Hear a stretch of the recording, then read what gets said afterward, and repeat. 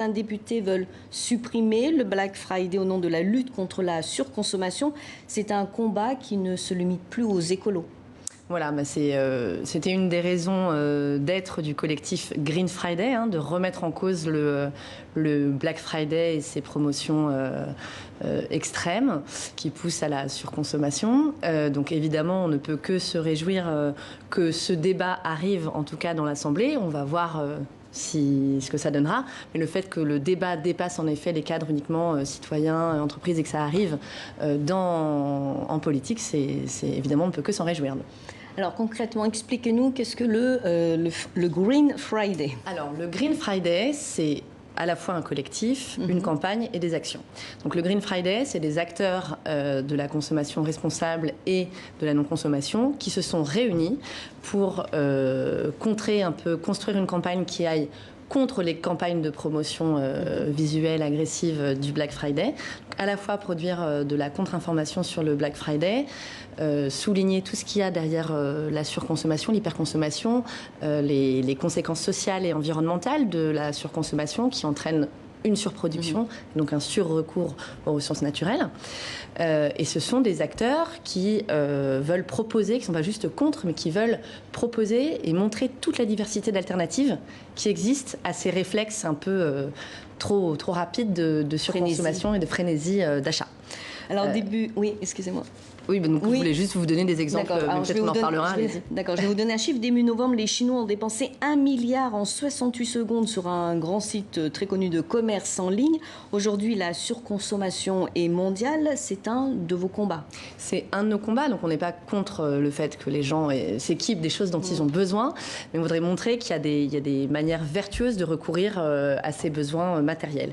Que ce soit réparer des choses qu'on peut encore sauver, que ce soit échanger, que ce soit réutiliser, recourir à la seconde main de choses qui sont réparées et remises en bon état, ou tout simplement faire très attention à ce qu'on consomme et recourir à des commerces et des achats responsables, c'est-à-dire des commerces qui garantissent une traçabilité des produits, aussi bien une traçabilité sociale, où est-ce que c'est fait, par qui, dans des bonnes conditions, mais aussi environnementale, c'est-à-dire où est-ce que, quelles ressources on utilise, est-ce que ce sont des filières qui sont bien labellisés, etc. Et puis de promouvoir, comme sur ces photos, l'utilisation de produits qui eux-mêmes ont un objet anti-gaspillage, par exemple des gourdes plutôt que des bouteilles d'eau en plastique. Et quels sont les pays qui célèbrent ce Green Friday? Je sais que votre collectif agit par exemple en Belgique. Qu'est-ce qui se passe? Alors, c'est à une Bruxelles initiative qui est partie de France, donc qui a essaimé en France depuis 3 ans, depuis 2017.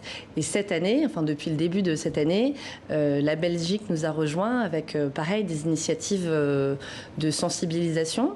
Donc concrètement, comme en France, ce sont des boutiques qui proposent, qui ne doivent pas faire de promotion le jour du Black Friday, qui s'engagent à reverser 10% de leur chiffre d'affaires de ce jour-là, le 29 novembre, à des associations qui font du plaidoyer pour les causes environnementales, type Zero Waste, les Amis de la Terre, Éthique sur l'étiquette et Halte à l'obsolescence programmée. Donc c'est vraiment soutenir, avoir une démarche qui soutienne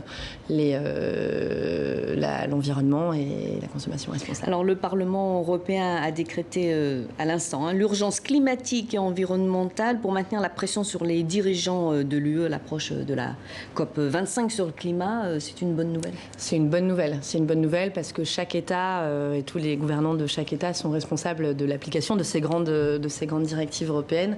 Et pour nous, c'est très important de pouvoir mettre en avant des solutions et contraindre aussi les dirigeants à mettre en place des solutions qui favorisent une consommation responsable et pas la surexploitation des ressources naturelles. Donc, toujours la réparation, le réemploi, la réutilisation, tout ça. Alors, le Green Friday est organisé cette année encore en même temps que le Black Friday. Oui. Vous pensez faire le poids face à cette gigantesque opération commerciale? On est réaliste.